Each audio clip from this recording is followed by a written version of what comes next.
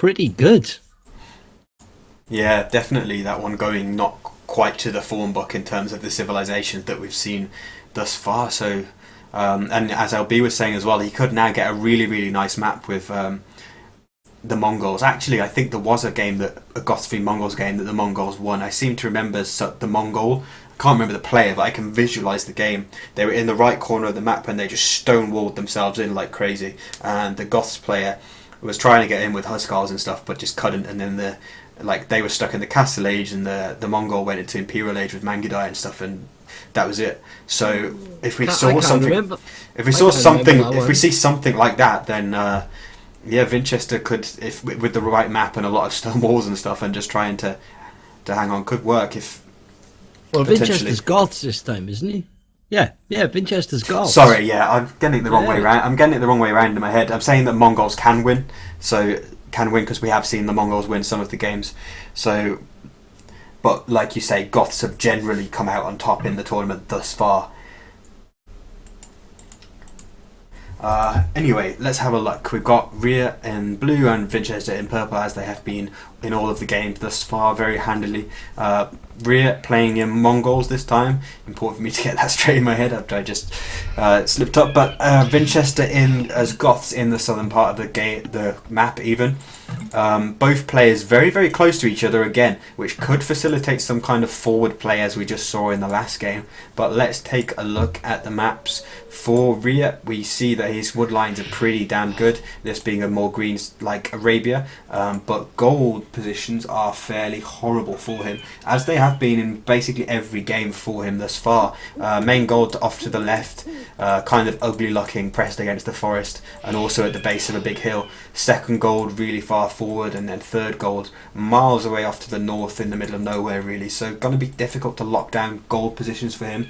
Also important to pay attention to stone, of course, when you're looking at a Mongol player's map. His main stone's pretty okay, it's fairly close and to the TC, although kind of half stuck in a forest. And second stone, potentially in an area that can be walled off a bit to take it safely.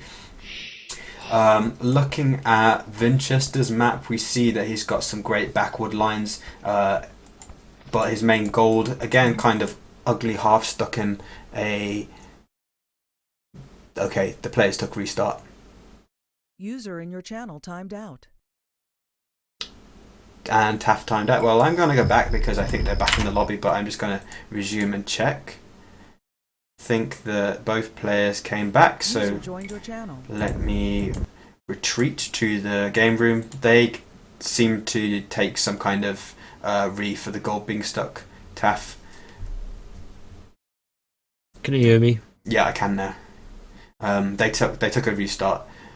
I'm not sure if it's being counted as like an admin read, because basically the one of the players was said, oh, just re for that. So it was bugged map Winchester. 1, 2, 3, 4. You can get the 4 sides of 7 gold. I looked at. I was going to tell you that Winchester's map, when you went to Winchester, his gold wasn't nice at all. But I wouldn't class it as bugged. Yeah, I wouldn't call it bugged No, necessarily. it's not bugged. He can get the 4 sides of 7 gold mines above his wood line. His gold on the right is completely free, and his gold at the top he can get to 3, 4, 5, 6 sides out of 7. So no, that is not an admin restart.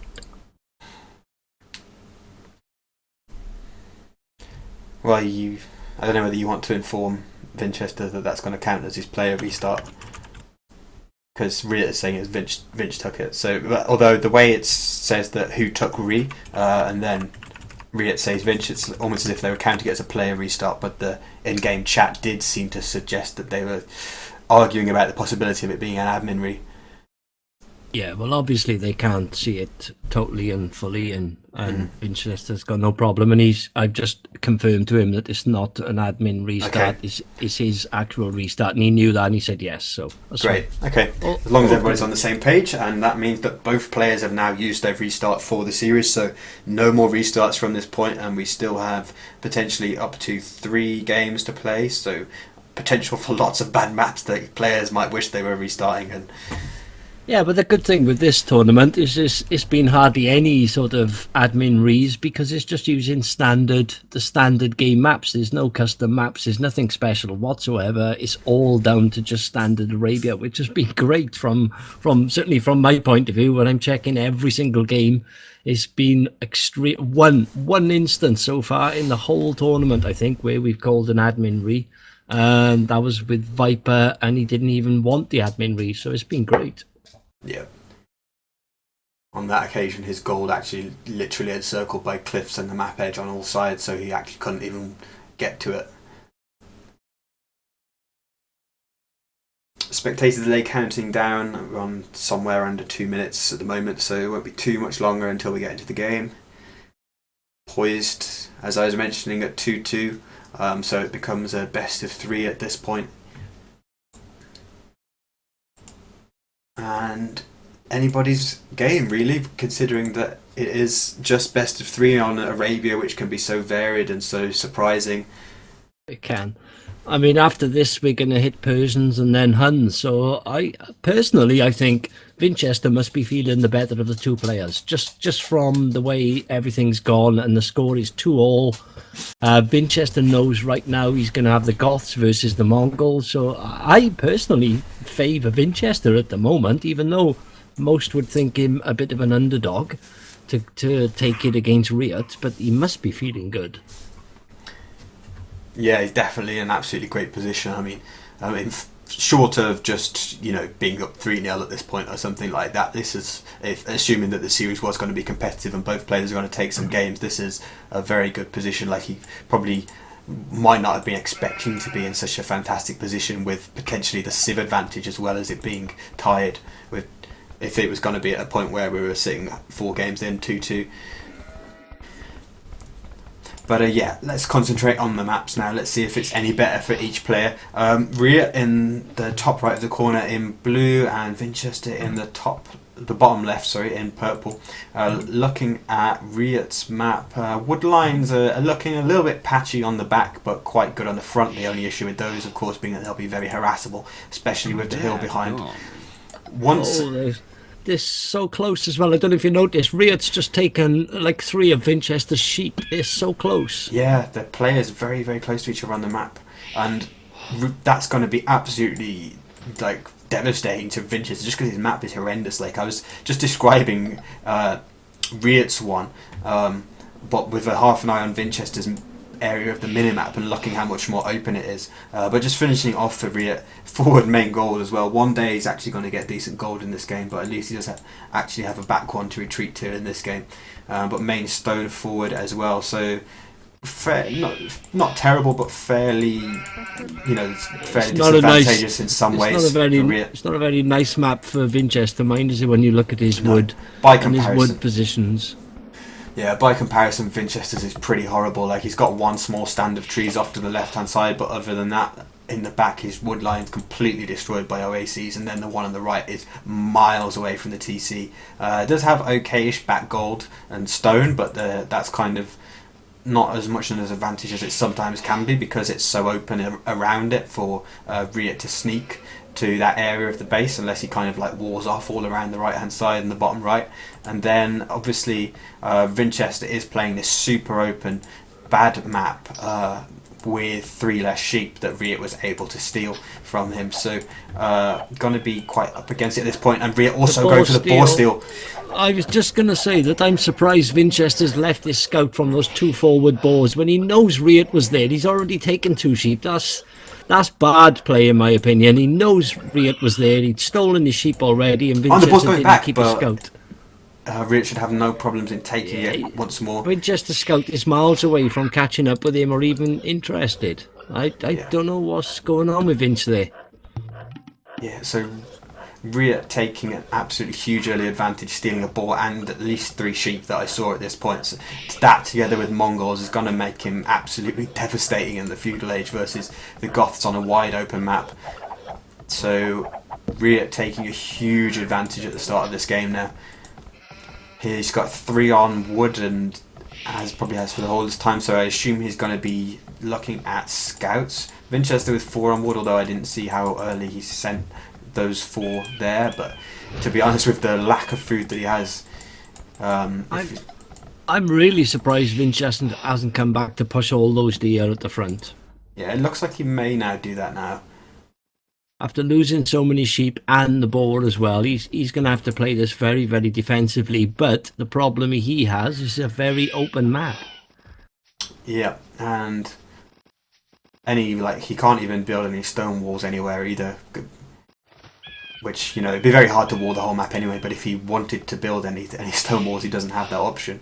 Exactly, he's goth, so I think Winchester's in a really bad position, and I think some of that got to be down to his own sort of naivety or fault, if you like. After RiuT stole the sheep, he knows the scout is right next to his 2 boars, and he didn't even stay there, so RiuT's taken advantage of a bit of Winchester's bad play, in my opinion. 19 pop click up from RiuT. This scout rush he's gonna do almost certainly is going to be so strong, but he's actually going to gold, so it's not going to be scouts. I assumed it was when I first saw him, but so what do you think he's going to do instead?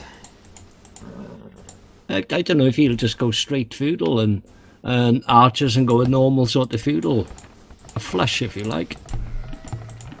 Because he's got a huge advantage, hasn't he? He's not only taken sheep, but he's also stolen the boar.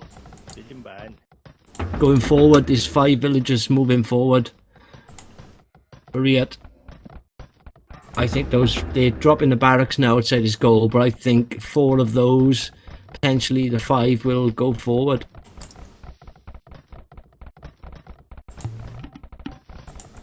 Yeah, I was waiting for that barracks to complete and see just how many villagers peel off either forward or onto goal, but it seems like they're going to continue across the map, so 4 villager forward, 4 RiuT. Winchester actually managing to get up at a not terribly shabby time, but it's still going to give RiuT about a minute and a half or so to play with before he hits the feudal age, and also adding in a militia as well, and the second one. RiuT's big problem with this, he's going forward quite blind. He hasn't, if you look at his scouting, he hasn't really scouted anything of Winchester's at all. And he's going up with 4 less villagers, a minute, well, is it a minute? Yeah, no, 36 seconds in front with 4 less villagers with no scouting at all. He's going to drop a tower on Winchester's second wood, which will in effect be a bit of a waste, because Winchester's just got like 3 or 4 villagers there. Yeah, I don't think it's a waste, though. Winchester's economy is already struggling after losing so many resources and just having only just gone over there and built that lumber camp, it being his second one. Waste is the wrong word, but if you look at RiuT's scouting on Winchester, then he could have been a lot more aggressive on that tower and put it in a much better position. The thing is, he also knows he's so far ahead at this point that he's probably, you know, he's just going to focus on getting just taking some map control, and he's going to be able to have time to do damage. Like, Winchester is only now hitting the feudal age, whereas RiuT already has 1 tower up. He's already got 2 men-at-arms, has an archery range built. Like, he's so far ahead anyway. And he can really just, you know, as soon as he starts moving that scout out, he's going to find out everything about Winchester's base with the Mongol scouting as well. And I think when you're hitting the feudal age, having the other lumber count denied and your wood line denied is a huge amount of damage to do. When you're defending against a forward, not being on wood is really tough. Winchester he's actually rebuilt that tower just a tile or so to the side of where he's originally trying, but still a risky tower. Yeah, I mean, out in the open there, I don't get that unless he's thinking stone straight away and tower defense. Yeah, the problem is, look what RiuT's doing now. He's just putting in another tower on the other side. That tower is so far back that it just doesn't do anything for him. Yeah, it's not going to do anything for Winchester other than allow him to keep taking stone. Yeah, it keeps him on stone at least. But you know, RiuT already has that head start on dropping the towers in much more important locations, like taking him completely off gold. Winchester, in terms of access to gold, doesn't know about the gold in the left corner of the map at this point, so he needs to try and recover his main gold at some point. Well, the only real gold he's scouted and he can see is the one he's on right now. If you look at his view.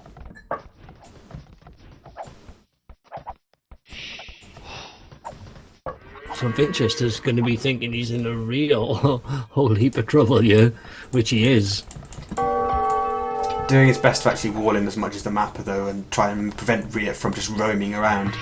Quite important walls in the north, just stopping him going around the back of that other wood line and into the back of Vinchester's map at least. Creating The defensive tower on his wood as well, his second wood line, or the first one he took. Yeah. RiuT's going to take the long way around, trying to creep into the back of Vinchester's map. Meanwhile, Vinchester running his man-at-arms into RiuT's TC, going to lose 1, potentially 2.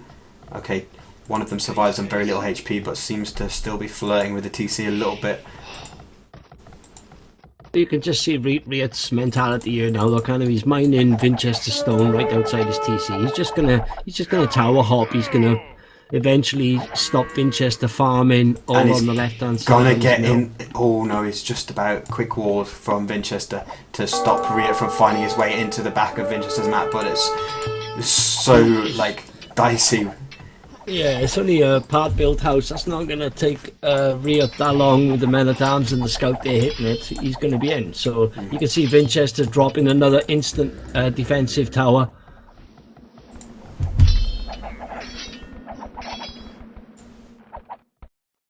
RiuT dropping another tower. He probably could have gone left. Oh, Vinchester taking a risk. If you look on the one tower that RiuT put that hit his gold, he's going to try and get his own tower up, because he took advantage of Vinchester not being there with any army or vills.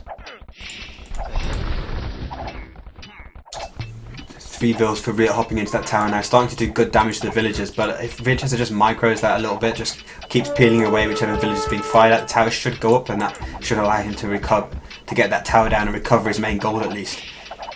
And 1 villager for RiuT might go down here. Just about surviving. Worked quite well for Vinchester, actually. The bad position he was in, I think he's got out of it quite well. Yeah, I don't think he lost a villager doing that, did he? Meanwhile, RiuT has bust through in the top left, but just 2 idle archers there for now, and Vinchester does have the towers there. But yeah, it worked pretty well for Vinchester, because it's got him back on gold, crucially, because he didn't, having not scouted that one in the left corner, he had no access to gold previously at that point. Players remaining roughly even on villager count at this point. RiuT just slightly ahead.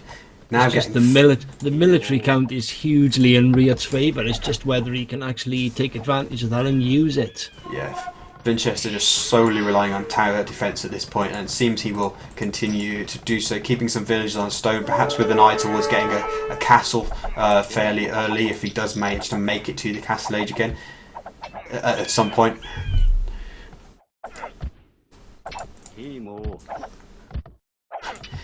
It just feels, I don't know what it, I just can't understand why RiuT is being all this military, and he's being quite sort of unaggressive. He's not doing a huge amount. I mean, Vinchester was still open all round the back where RiuT lost a couple of archers earlier on, and he still didn't send all the rest around there. He didn't push forward through to stop him farming and potentially break through the palisades and go around the back of Vinchester. It felt like RiuT was just sitting there waiting to hit Castle Age, but when you look at resources and everything, Vinchester's going to be the first one to click up. Yeah, actually just about to click 750 food, whereas RiuT's sitting on like 300 or something. Market for Vinchester as well to be his second feudal age building, because he doesn't have an archery range or anything.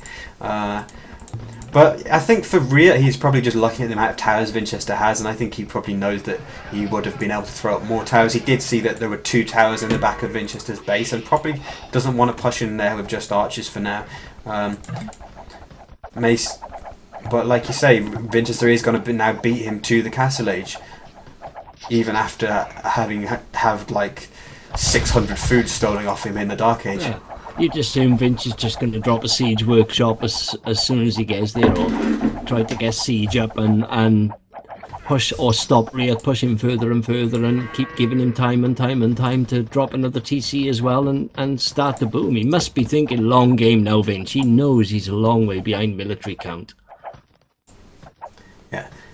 Still with 5 villagers on stone as he goes to the Castle Age, and 500 stone in the bank already, so probably going to be thinking about dropping a castle to reclaim some of map control and keep him safe. I think a nice location maybe somewhere in the area of the main gold and the blacksmith and the TC, just to help reclaim his second stone as well, his main stone as well. But Vinchester diving into the TC because RiuT is going to go for the run past the past the TC and barely taking any fire, and now this is going to be resulting in lots and lots of villager kills. He tried to drop a tower really fast, but there's no way RiuT's allowing that to go up. But I'm just surprised RiuT didn't do something like this earlier. Yeah, maybe just didn't feel he had the numbers to risk diving past the TC, but also, like, because he made that extra tower by the stone, it forced like Winchester away from the front of the TC with lots of his villagers, which made it easier for him to dive through the TC without losing more vills. So that may have been a factor in giving him the confidence to go past. Winchester now in the castle age, doing a castle on his main gold right there. But right now he doesn't have a single villager gathering food. Every single farmer is idle. Those archers are going to go to the castle, probably going to be able to pick off a kill or two if he positions them correctly. He didn't want to risk it, did he? He didn't want to risk going back to the TC again because he knows it's already garrisoned and he knew the towers were up around the gold. So Vinch is going to get that up. Yeah, and the issue for RiuT now is he's going to have to run past the TC to get out of there, because otherwise, like, 3 Huskarls are going to kill all this stuff. Yeah, I don't know. I think he'll just run. He's going to run around the back, isn't he? He's just going to run around the back end and try and pick off the wood, pick off the farmers. Yeah. He knows it's nowhere near as sort of offensive for Winchester up there, and Winchester's going to be a while before he gets the massive Huskarls to go and stop that. Yeah, and I think for RiuT at this point he'll probably be looking at flooding knights, because I was looking at his resources, lots of food and gold. Winchester's going to be relying on the Huskar defense now to clean up those archers, and that makes it absolutely ripe for double stable knights coming out for RiuT. He's getting bodkin arrow, crossbowman, scale barding armor, chain barding armor following it immediately afterwards. RiuT is rich guy right missing? now. He wants everything, and I think flooding double stable knights into that back area of the base with the farms and the woodline is going to be absolutely devastating. They will annihilate Huskarls being produced one at a time from the castle, especially with +2 when Winchester only has +1 armor. Yeah, the knights are coming straight in now to just go run through all of Winchester to go with the crossbows. So there's no way he can risk even going in now with those Huskarls. I honestly wouldn't be surprised if it's GG in a few minutes.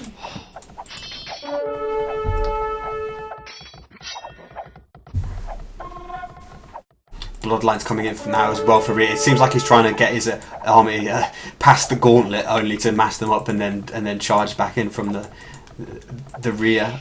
Gonna move in now. He's got 4 knights, which is enough to start doing serious damage, and means that that small group of infantry that Winchester has can't really take the fight, especially if the crossbows pick off the spears. More knights running around in the farms, causing more idle and trying to get a villager pick here and there.